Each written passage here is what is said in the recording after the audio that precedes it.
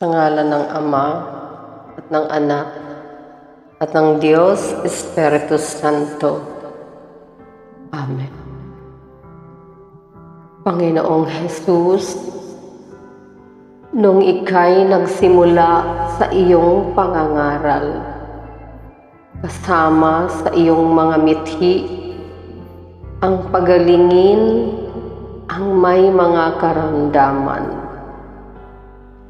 Hinanapan mo sila ng pananampalataya dahil batid mo ang tunay na pagkakasakit ay nag-uugat sa loob ng puso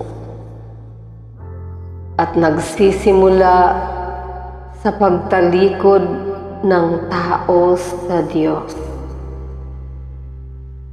Kami ay sumasampalataya, Panginoon, na kami ay kaya mong pagalingin. Kung may kulang man, Panginoon, sa aming pananalig at pagtitiwala sa iyo, kayo na po ang siyang magsulit at magpasya.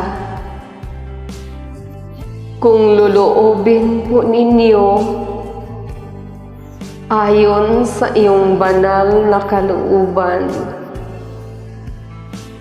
kami ay makakabangon mula sa aming mga sakit at dusa.